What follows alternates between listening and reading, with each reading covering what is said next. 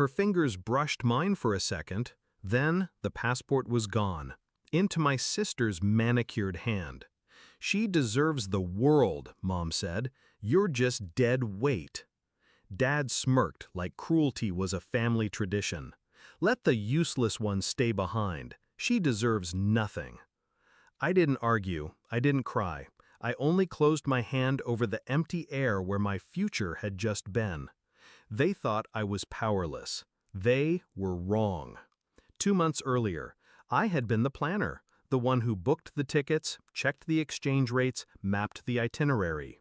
When my sister posted family trip on her Instagram story, she got the likes. When Dad talked about how she deserved a break, Mom nodded. I noticed the way they said she and not we. It wasn't the first time. She was the golden child, pretty, charming, unemployed, but in their eyes, that was because she hasn't found her calling yet. Meanwhile, I worked double shifts and paid the utility bills. No one noticed. Then I overheard it. Mom on the phone with Aunt Lina. "She doesn't need to go, she'll just drag us down. The trip will be better without her." A pause. "Yes, I'll take her passport when she's not looking." Something in me shifted that day. Not rage, not despair, just calculation. I started small.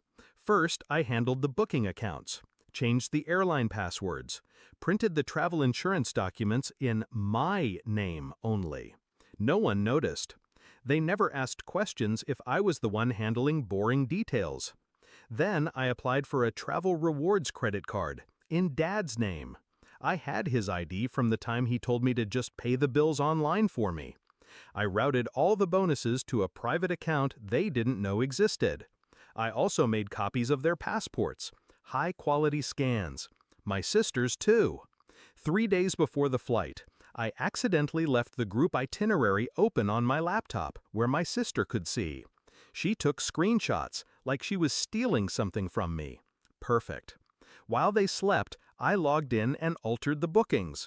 Same flight number, same times, except their tickets were now for a week later. Mine stayed for the original date. I also flagged their accounts for identity verification with the airline. That would require them to present original documentation in person at the ticket desk. And of course, I made sure they wouldn't have those originals. Back to the airport. I stood at the gate, my carry-on beside me. Mom and Dad were at the check-in counter with my sister, confident, smug.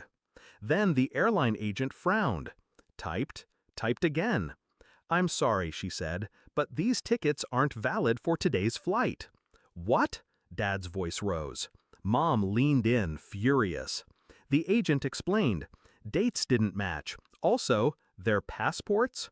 That was when they realized they didn't have them. I had slipped them out of Mom's handbag an hour earlier during the taxi ride. She didn't notice. She was too busy berating me about being grateful for letting my sister take my place. I watched the panic bloom in their faces. Watched my sister's mascara smudge as her voice went sharp. "Fix it, Dad! Fix it!" They couldn't.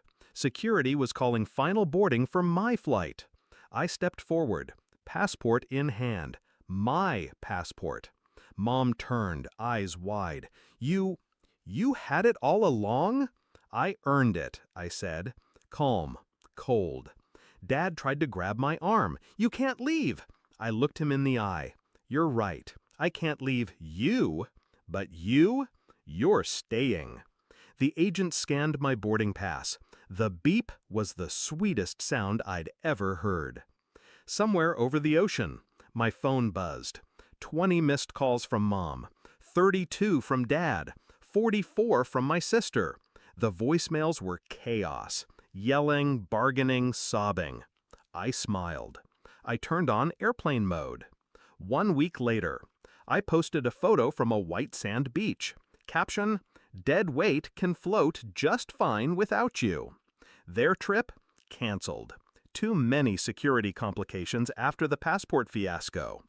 Their travel funds had also mysteriously disappeared into fraudulent charges they now had to dispute. Meanwhile, my own travel account was full. They taught me my worth by trying to take it away. I taught them what happens when you mistake silence for weakness. I didn't steal their trip, I just reclaimed mine. And standing under that sun, miles away from them, I realized justice doesn't always come in courtrooms. Sometimes it comes at the boarding gate.